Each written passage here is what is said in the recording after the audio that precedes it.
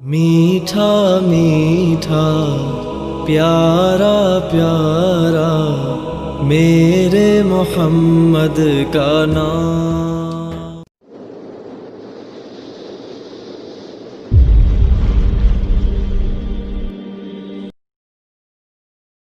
بھائی اگلا سوال ہے کہ اگر باپ کے مرنے کے بعد بیٹی کو وراثت میں حصہ نہ ملے اور اس کا حق اس کے بھائی دبا لیں، مثلا زمین وغیرہ، تو ایسی صورتحال میں اس بیٹی کو کیا کرنا چاہیے؟ صبر کر لے یا پھر اپنے حق کے لیے کورٹ سے رجوع کرے؟ نہیں کورٹ سے رجوع کرے، صبر کیوں کرے؟ یہ کون سا صبر ہے؟ یہ تو ظلم کا ساتھ ہے، یہ آپ کا بنیادی حق ہے۔ لوگ یعنی اس معاملے میں شرم محسوس کر رہے ہوتے ہیں، اور اکثر بہنیں کہتی ہوئی نظر آ رہی ہوتی ہیں کہ یا بھرا رکھ لیے جداد رکھ لیے۔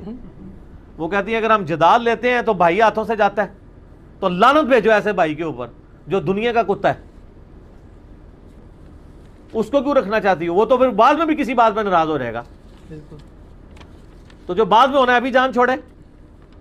لیکن عورتوں کے ساتھ ایک انسیکیورٹی لگی ہوتی ہے، وہ یہ ہے کہ عورت کو اگر طلاق ہو جائے تو اسے تو ماں باپ کی طرف ہی جانا ہوتا ہے نا، تو ماں باپ فوت ہو چکے ہوں تو کدھر جائے گی؟ بھائیوں کی طرف۔ تو سر یہ بھی معاشرے کا ایک تلخ پہلو ہے نا، خامدوں کو بھی پھر اپنی بیویوں کو سیکیور کرنا چاہیے نا۔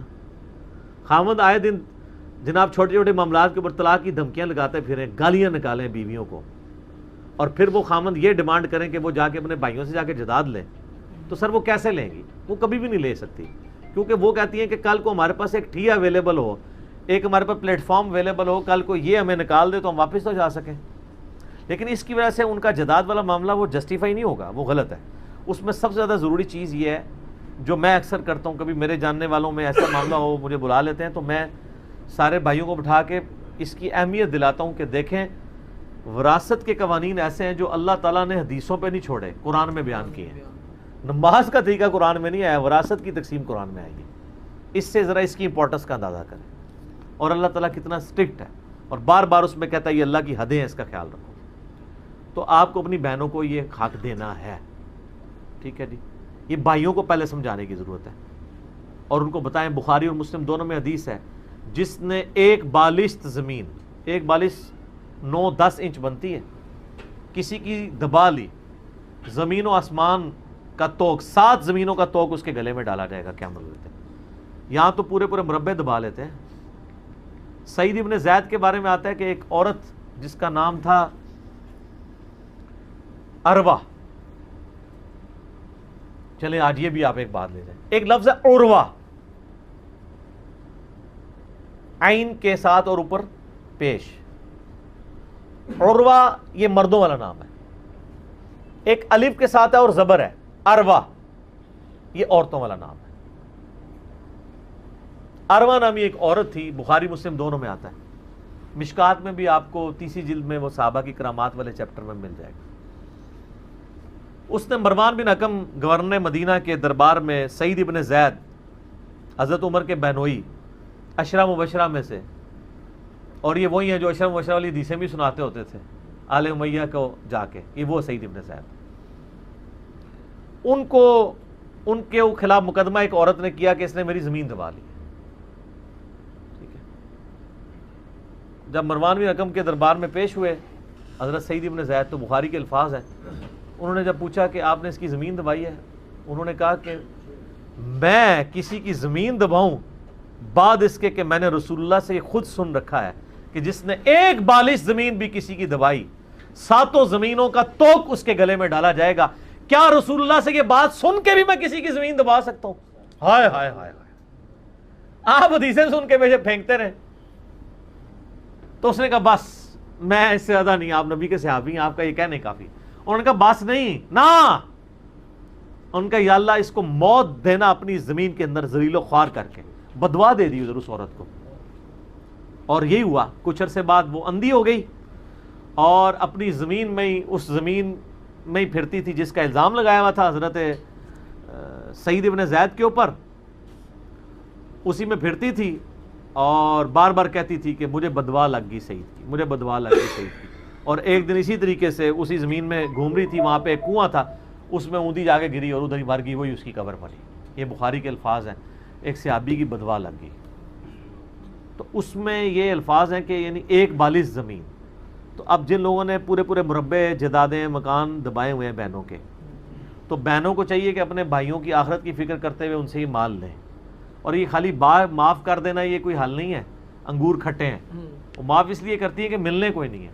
اور جو بھائی کہتے ہیں نا جی وہ معاف کر دیا، ان کو کہیں اس طرح نہیں نا، آپ جائیداد میں سے پیسے نکالیں، جو ان کا 8-10 لاکھ روپیہ بنتا ہے وہ ان کی تلی پہ رکھیں، اس کے بعد ان کو کہیں وہ آپ کو گفٹ کریں.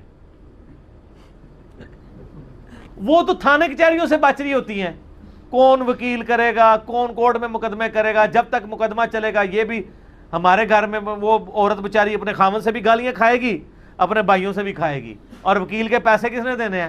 خامند نے. تو وہ تو بیچاری 2 چکی کے پاٹوں کے درمیان پس جائے گی. وہ کہتی ہیں جان ہی چھڑاؤ، اس لیے نہیں لے رہی ہوتی ہیں. بہرحال لینا چاہیے. اور اس میں سب سے بہترین رول ادا کر سکتے ہیں ان عورتوں کے اپنے بچے. وہ اپنی ماؤں کو کہیں گے اماں جی لو قصہ ہے ہمارا، کیوں نہ لیں. خامند کہے گا تو ذرا عورتوں کو ویسے ہی برا لگ جاتا ہے کہ وہ یہ اپنے چکر میں ہے. اولاد تو کہہ سکتی ہے نا، اور یہ اس کا حق ہے. جب بخاری مسلم میں حدیث ہے آپ کو یہ اجازت نہیں اللہ نے دی ہے کہ آپ اپنے 1/3 مال سے زیادہ کسی کے لیے وصیت کر دیں، اور اپنی اولاد کے لیے آپ نے چھوڑ کے مرنا ہے.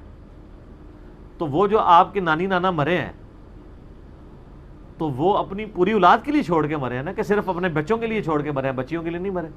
لیکن اس میں ایک ذرا تھوڑی تلخ حقیقت ہے، جو ایک یعنی کیلکولیشن ہو رہی ہے اس میں. عموماً جب بچیوں کو بیاہ دیتے ہیں نا لوگ، تو ان کو جہیز اتنا دے دیتے ہیں کہ وہ کہتے ہیں بس اسی میں وراثت کور ہو گئی ہے.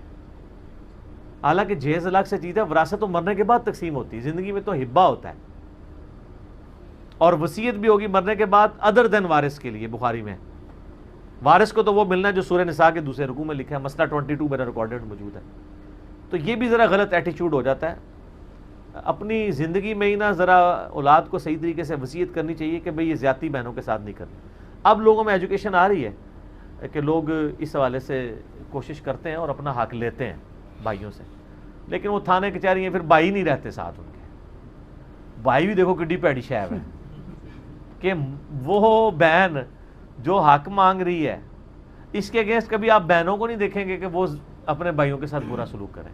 وہ ہمیشہ پیسو موڈ میں ہی رہتی ہیں، ٹھیک ہے، برے وقت میں کام آ جاتی ہیں. لیکن یہ بھائی جو ہے نا یہ بدماشی پہ اترے ہوئے ہوتے ہیں. نکل جائے گی ساری بدماشی ان کی. کورٹ میں جائیں، عدالت کے دروازے کھلے ہوئے ہیں. اور یہ اب تو ماشاءاللہ کافی بہتر معاملہ ہے. وہ جو دیوانی مقدمات وہ اور ہوتے ہیں جو چلتے ہیں، یہ والے معاملے ٹیکل ہو جاتے ہیں. جو بالکل فرسٹ ہینڈ نالج والا آپ کو جداد والا مسئلہ یہ زیادہ عرصہ نہیں چلتا.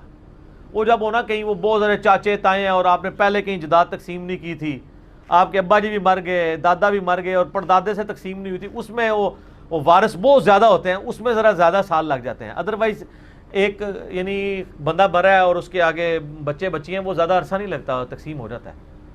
اور اس میں سب سے آسان طریقہ یہ ہے کہ جداد کو بیچ کے رقم میں لیکویڈیٹ کروایا جائے اور پھر تقسیم کی جائے. یہ جو کر دیتے ہیں نا یہ فلاں مکان اس کا فلاں اس کا، اس میں بھی اونچی نیچی ہو جاتی ہے. بعض کا ایک مکان کی اتنی ورث نہیں ہوتی ہے. تو اس کے لیے پھر مجھے اگلے دن کسی نے بلایا تھا تو میں ان کو کہہ رہا تھا اس طرح نہیں نا. میں نے کہا مکان کی قیمت لگوائیں. وہ کہتا ہے نہیں ہم خود لگا لیتے ہیں. میں نے کہا آپ کی ایکسپرٹیز ہے؟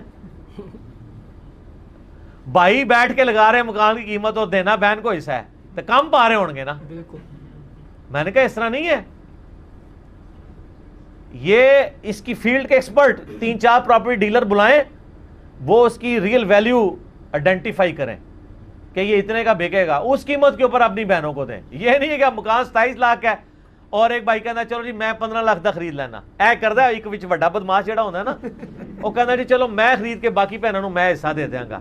وہ بدماش یہ کرتا ہے وہ 25 لاکھ کا مکان 15 لاکھ کا لے لیتا ہے. ایک یہ احسان بھی کرتا ہے کہ جی چلو گھر ہی رہ گیا جی، ابا جی دی دیکھو جی جداد گھر دی نشانی گھر رہ گئی. وہ نشانی کے جناب وہ ابا جی دی روح پہ تڑپاندا ہوندا ہے، گھر دی نشانی گھر رہ گئی ہے. بہنوں کے پاس اتنا پیسہ نہیں ہوتا کہ وہ 15 لاکھ کا خرید لیں، یا اگر وہ خریدنا بھی چاہیں تو وہ بیچاری پھر بھی پیسے موڈ میں رہیں گی، بھائیوں کے نیچے ہی دبی رہتی ہیں. تو اس وجہ سے جو ہے نا وہ پھر ہمیں اپنے بیسک ہیومن رائٹس بھی جو ہمیں کم از کم پاکستان کا آئین دیتا ہے وہ بھی تو ہمیں کوئی نہیں نا واقفیت. چھوٹے موٹے مسئلے بن جائیں تو ہمیں وکیل کے بغیر ہم ظاہر ہے آگے معاملات کو لے کے نہیں چل سکتے. اپنے حقوق بھی تو سیکھنے چاہیے نا. ویسے تو حکومت کا کام ہے کہ وکیل بھی کر کے دے تاکہ وکیلوں کی یعنی یہ جو فیسیں ان سے بھی جان چھوٹے, اور انہوں نے جو بدماشی مچائی ہوئی ہے اس سے بھی یعنی ایک جان چھوٹے. تو فوراً سے پہلے جی آپ اپنا حصہ ڈیمانڈ کریں. بالکل.